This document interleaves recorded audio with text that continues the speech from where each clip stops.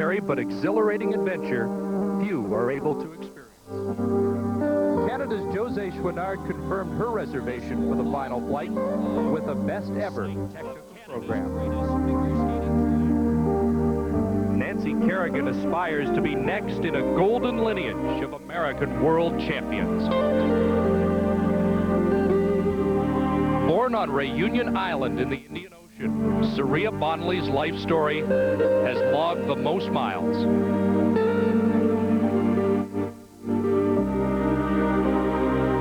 Oksana Baiul of Ukraine is new to this tour, but innocently boasts she'll go the distance. Preston's career had been at a crossroads, but perseverance and grace have her within reach of the podium as well.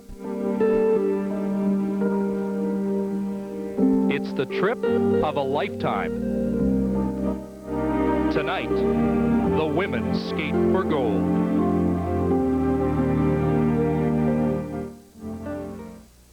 Good evening, everybody. For competition, we may have saved the best for the last. The women's technical programs were sensational, and now just about any skater in the final flight could win a gold medal, including Josée Chouinard of Canada, who got a great draw. She will be the last skater in tonight's long program. With their thoughts, let's join Barbara Underhill and Paul Martini. Thanks, Chris. Well, the big factor for Josée is handling the pressure. She said after her superb technical program yesterday that she was so exhausted from being so nervous all week long that she just went out and relaxed. Well, she's going to have to do the same thing out here today if she hopes for a medal, because, Paul, she's got stiff competition ahead and behind her. Well, Barb, for the current leader, America's Nancy Kerrigan, the challenge is to deliver a strong performance in the free skate program, something she has never done at a world championship. Should she falter, Oksana Baiul, Surya Bonaly, and Lu Chen are all eager to assume the title. But before we get to that showdown, let's go to the ice for a Canadian working on her own personal best. Well, Canada's Karen Preston gave us all a reason to smile yesterday with a great 7th place technical skate. She was just one judge away from the final flight, and now looking for a personal best at the World Championships. She was 9th in Oakland last year. However, we should note 2 Germans have skated very well here, so the margin of error is very little for Karen and the rest of the field. Well, Karen has always been criticized for being too serious when she skates. Yesterday we saw her personality really come out. She shined in her technical program.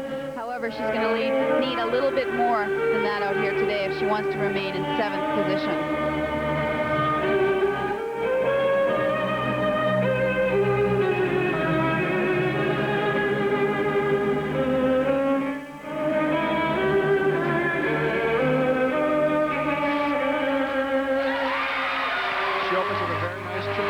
Double toe combination.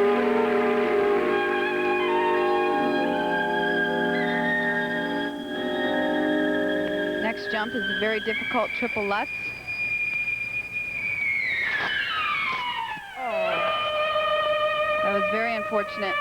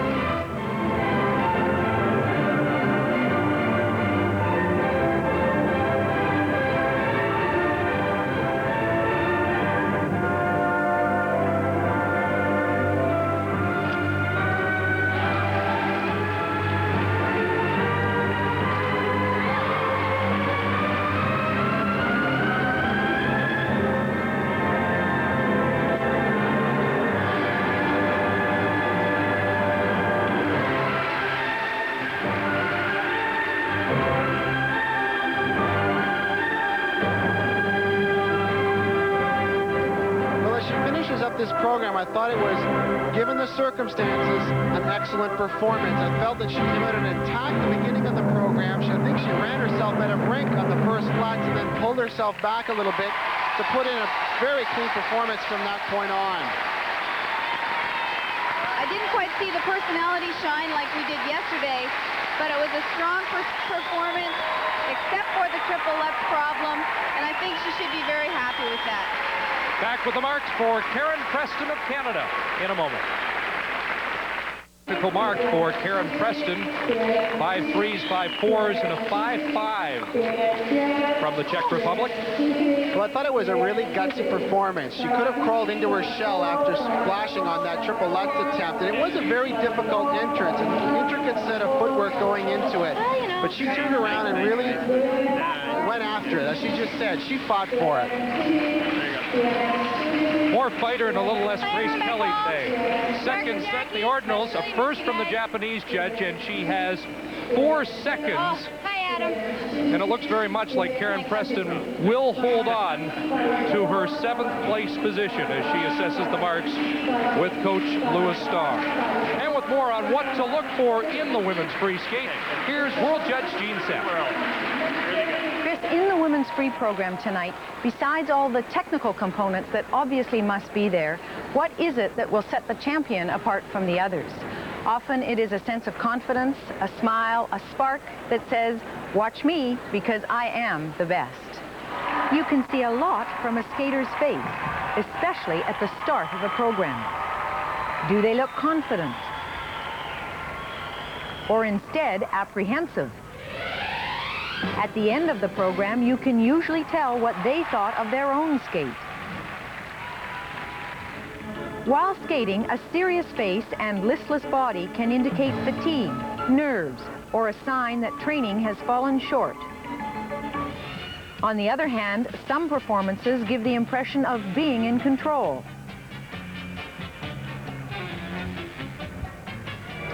Sometimes it's just a spark after completing an element well. A smile that says they too are having fun. And a bit of sass, indicating a confidence in their own performance that goes a long way towards making a champion. When watching a free program, it should be like watching a theatrical performance, where you're caught up in the spell of the moment and an experience is shared between the performer and the audience. This takes that extra little bit of skill of a champion to carry it through. Chris, this is my last feature of these World Championships. I've certainly enjoyed doing them. I hope they've been helpful. I look forward to coming back again next year. Thank you, Gene. You've certainly made our jobs easier this week as we turn our attention to the final flight. In second place after the technical program, the 16-year-old sensation from Ukraine, Oksana Baiul, silver medalist in Europe, and she will take plenty of time before going out for this skate. A lot of people thought she was the best skater in the technical program, and just about everybody feels she's the best skater to ever come out of the former Soviet Union. Is there a problem with her skating first in this final group? I don't think it's so much a problem. It's a situation where if she skates well, she's going to get the marks. It's if she doesn't skate well, what kind of marks come up and how they're going to relate to the skaters that come after her. But this skater has confidence and character, and she has the body language and style of a Russian ice dancer.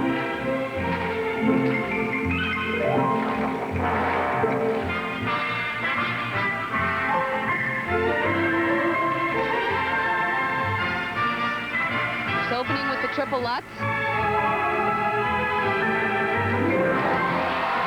That was incredible.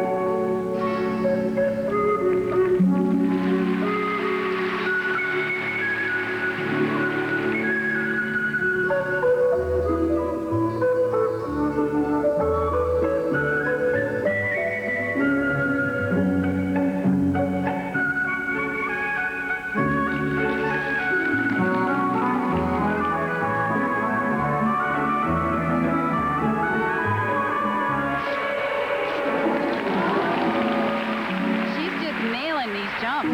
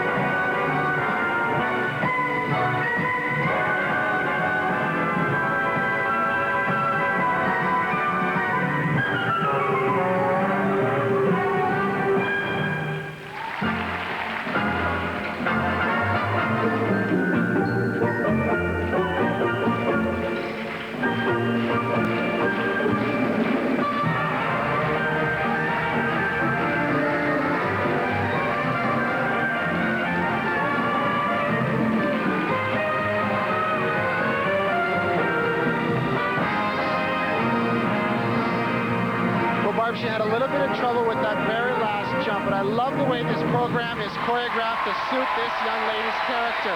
In one breath, she can be as proud and bold as a peacock, and the next she can be as strong and as graceful as a swan. She's just got some charisma and character out there like no other woman in the world has today. Well, for me, she has world champion qualities written all over her.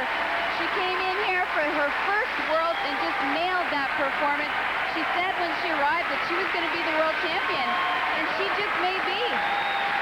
What a character and what a star. Oksana Baiul of Ukraine will be back with her marks in a moment. Still waiting for the marks for Oksana Baiul, who's delighted with her program.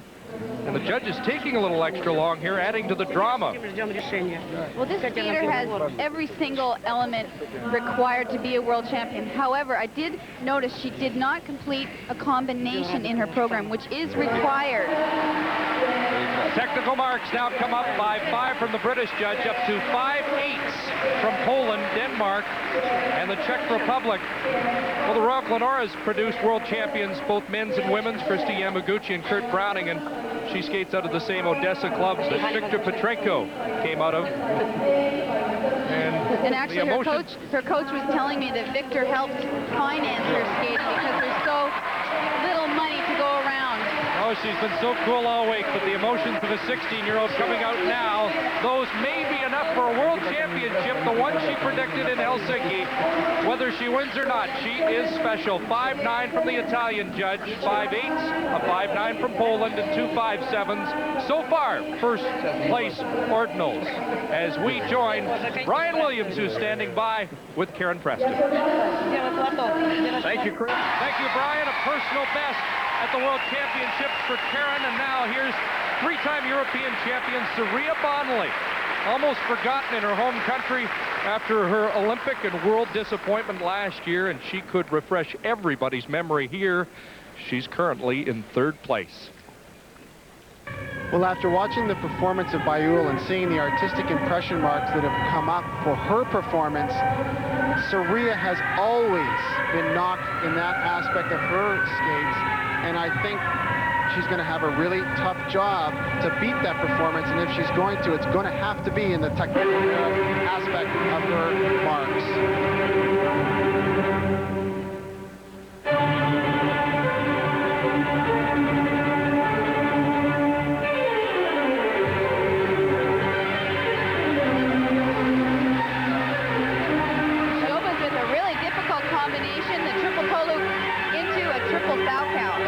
where she'll garner the marks. No combination from Baiul, and Surya's already laid in a nice one. Here comes the triple Lutz. Very solid, and in combination as well.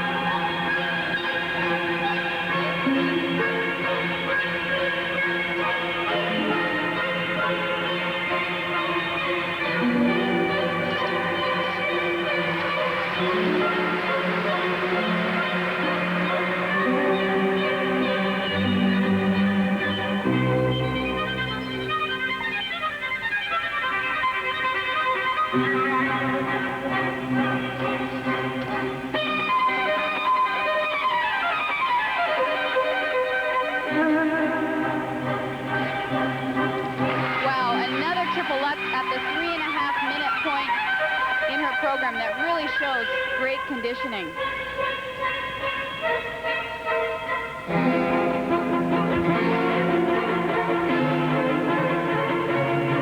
As you mentioned, Paul, Surya has always been criticized for her lack of style, but it's very evident this year she has worked on it very hard, and with the number of jumps that she's also thrown in, this is going to be a real fight for that World Championship. Well, the difference for me here, Barb, has been the fact that Oksana Baiul commands your attention. She takes that ice and she just forces you to watch her, where this performance never, ever does that for me.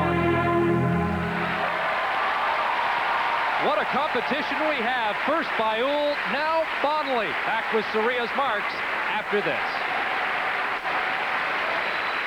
Well, Surya Bonaly has staked her claim for a world championship here, along with Brilliance, her coach, who was a 1960 world champion. And the technical marks come up, 5.9 from Italy, 5.9 from Belgium. They are higher than Oksana Baiul technically. Well, that's as Barb predicted. They're definitely a stronger performance in terms of technical merit. She laid in at least 3 solid triple combinations. The next mark is going to be the telltale. Just a reminder, she was 11th last year in Oakland. There are the artistic marks, and oh, they come down 5.5s. From Japan and Great Britain, also from the Czech Republic, 5.6 from China. The ordinals, 3 first 6 seconds. So Oksana Baiul continues to lead Surya Bonaly. But both skates are going to be tough to beat.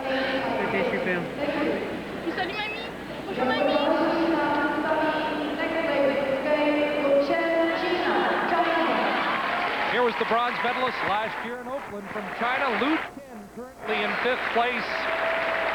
Her inspirations, Kristi Yamaguchi and Midori Ito, both world champions. Well, last year at the Worlds, Lu Chen came onto the scene with the same type of presence and confidence that Oksana Baiul did. However, this year it seems to be a little bit lacking. Yesterday in the technical program, she just didn't seem to have the attack. Maybe the pressure is getting to her somewhat.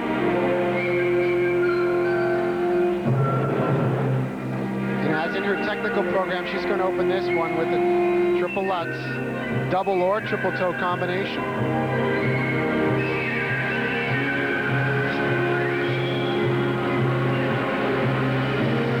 The lack of speed and the lack of flow she has coming out of that triple Lutz, she has no choice but to do a double. She just doesn't carry enough flow through to have enough speed to try a triple combination. Well, she's also very close to the boards as well.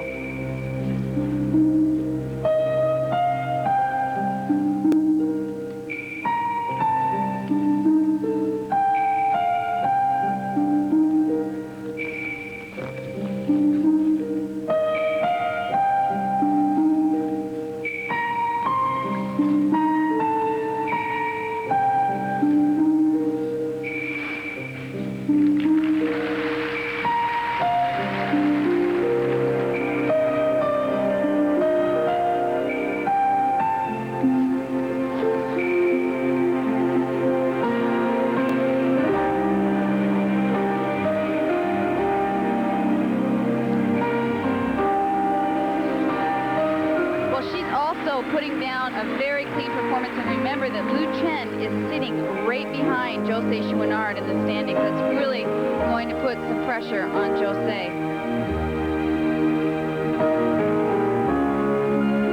Although, Barb, in the world of ordinals, she can actually help Josée as well if she finishes ahead of some of the skaters ahead of both of them.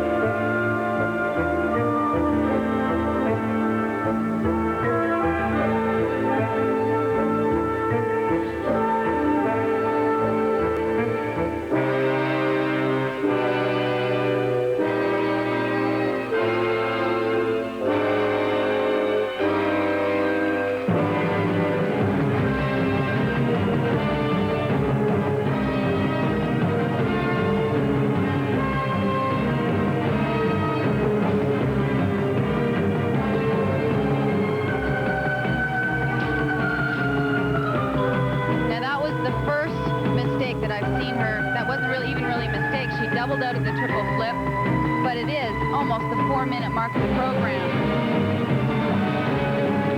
And she just threw that triple flip in.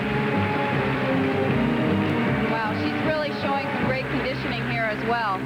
And you know, this is the second time this week she's performed this program almost perfectly, because in the qualifying round, she also had a great skate. Well, the women have been here for over a week and a half, and when you factor in the pressure, the stress that gets put on you, the longer you're at an event like this, the more it seems to build up. I'm thoroughly impressed by the performances we've seen from these women here so far tonight. She wants to hold on to at least the bronze medal she had last year. Back with the marks for Lu Chen when we return to Prague. In Prague, awaiting the marks for Lu Chen of China, last year's bronze medalist, 12th in Munich the year before, and a range of technical marks. 5.4 from the Bulgarian judge, 5.5 from Britain, up to 5.8 from Japan. But what's amazed me so far in this competition is the fact that a couple of years ago, women's skating was criticized for trying too many triples and having not a very good consistency rate, but I think that can be put to rest now. The consistency out here has been just unbelievable. I think Katarina Witt has to be standing back and wondering if she really wants to make a comeback next year. Well, when a skate like we just saw may not win a medal, it's an indication of the quality in this field. She has a first-place ordinal from Japan and 2 seconds, but there are fourths as well. She's currently third, where Lu Chen finished a year ago. Well, the United States has won this event the past 3 years, including a sweep of the podium in '91. Nancy Kerrigan will try to continue the string. The bronze in Munich, a silver in Oakland, now looking for her first gold at the Worlds after her first national championship earlier this year. But the problem historically for Nancy has been the long program. Well, this is a very key skate. Nancy told me earlier this week that she has never performed a clean performance in competition. Now, I don't know what that does for your confidence, but she's really going to need a clean skate to remain in first position now.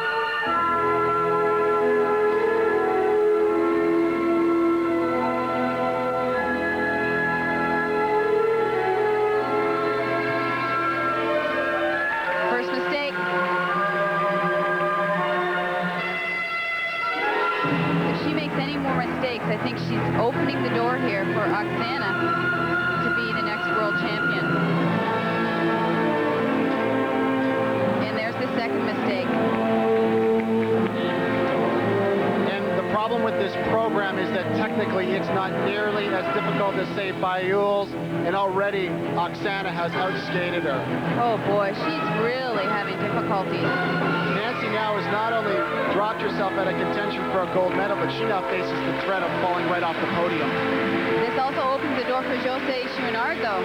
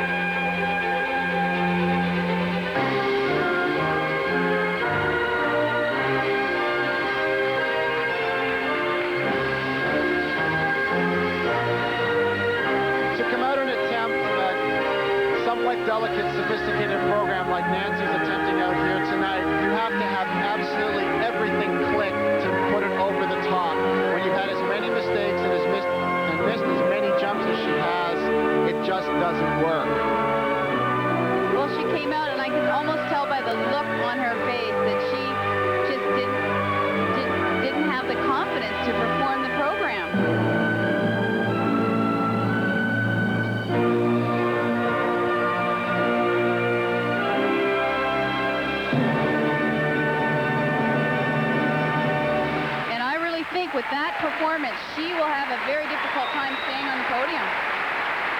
When you stack it up against what we've already seen, I see it sliding in at about the 5th best free skate we've seen out here, and I fear she's off the podium. As we await. Well, the reality of the situation really has set in for Nancy Kerrigan as she sits very anxiously. The Americans may be out of the medals here, and that would be a shutout for the first time since 1964 all round, and I think that's pretty evident by those marks. 5.0 from the Danish judge, and the rest aren't much higher. 5.3s, as good as it gets. Well, when you look at that set of technical marks and reflect back on those which Karen Preston received, there's a chance she might even finish behind Karen in this long program. She has indeed, it would appear, marks that could bump Preston up to 6th place. No American medal here. Only 2 American skaters at the Olympics. The artistic marks range from a 4th place ordinal to 12th. Kerrigan is 6th and out of the medals.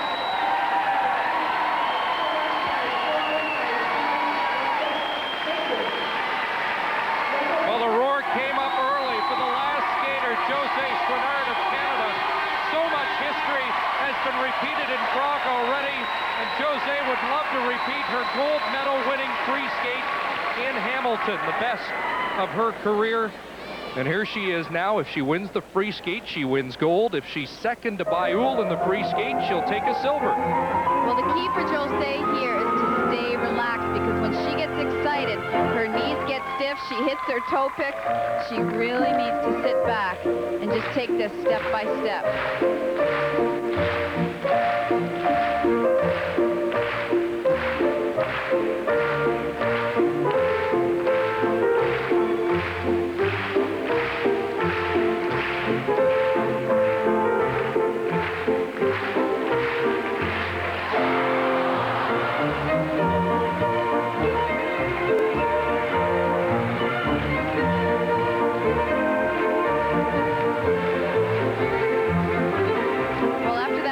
On the triple flip, she's really got to settle down. See, her legs are a little stiff. The next jump will be a triple sow.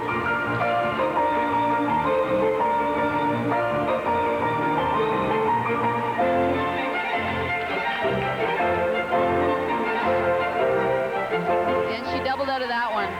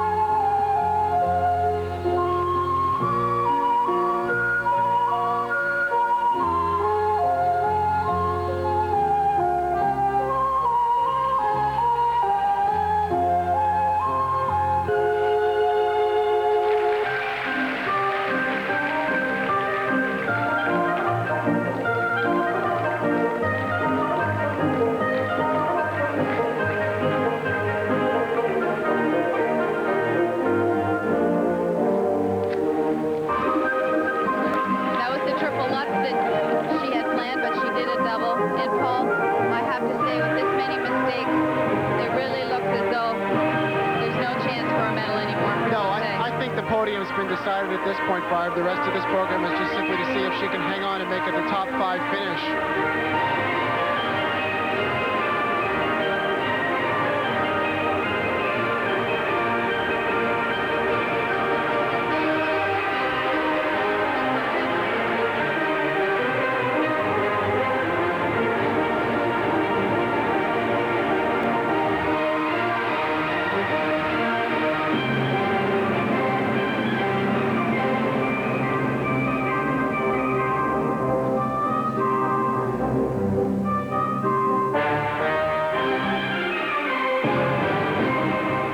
Performance Josée wanted in order to get a medal was the one that she had earlier this year at the Canadians, but today it just wasn't there for her.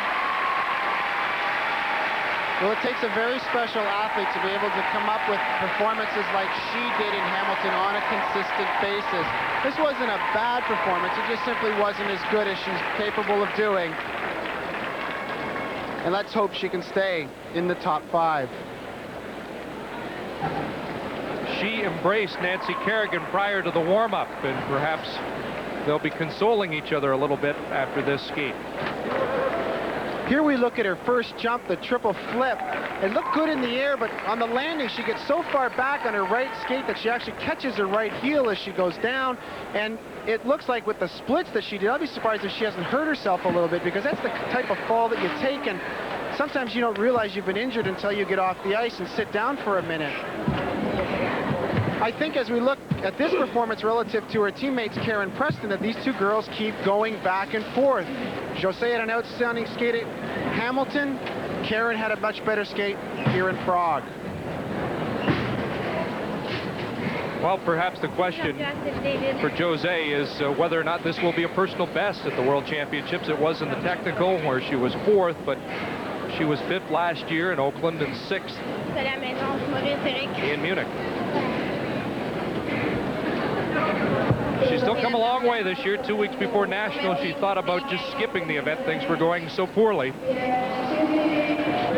And the technical marks, 5.0 from the Belgian judge, 5.4 the high mark of the 9. Well, again, based on the technical marks we've already seen in this evening, this is the last skate. They are not going to keep her in the top 5.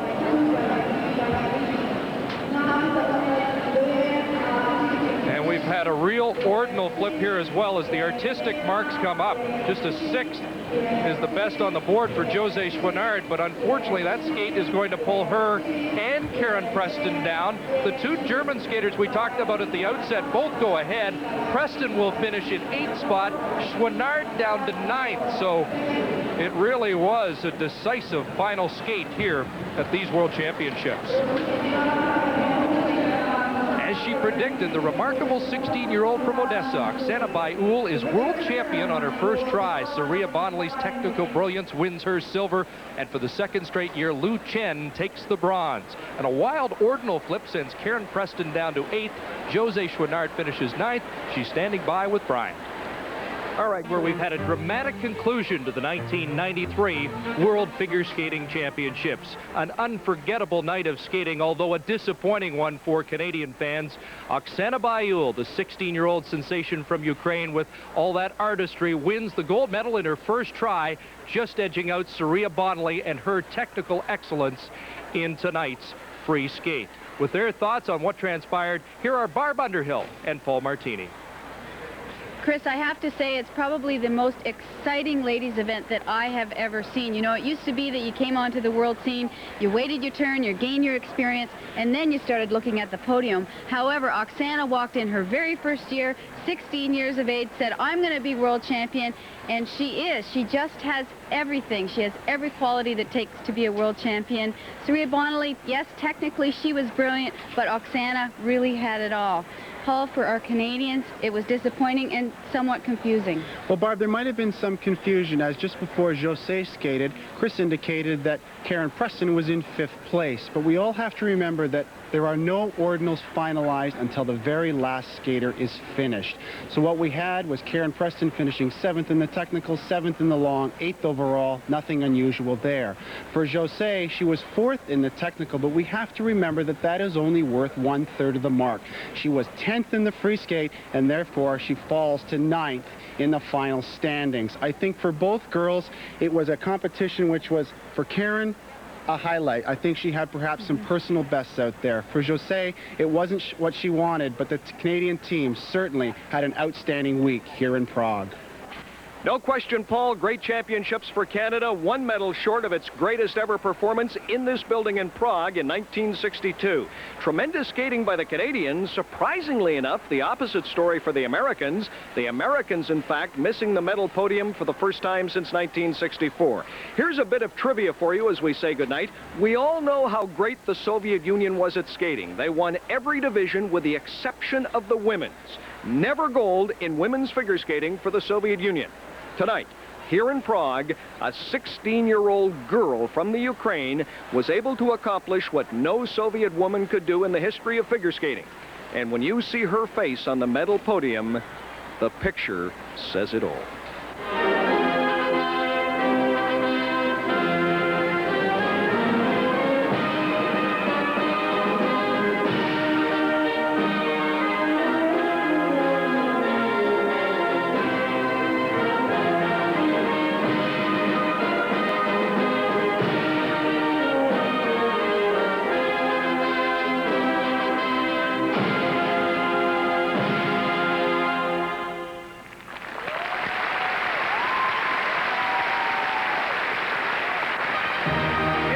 Bit of information regarding 16-year-old Oksana Baiul. Victor Petrenko from the Ukraine, the 1992 world champion, Kurt Browning's good friend, actually paid for the ice time so Baiul could practice and went out and bought her skates that she competed with here tonight. I've got a hunch that's all going to change in the near future. Just a reminder, 7 o'clock tomorrow night, the gala, a special 3-hour presentation, all the medal winners, including, of course, the Canadians. And now for our technical and production people here in Prague, for Chris Cuthbert, Barbara Underhill, and Paul Martini, I'm Brian Williams.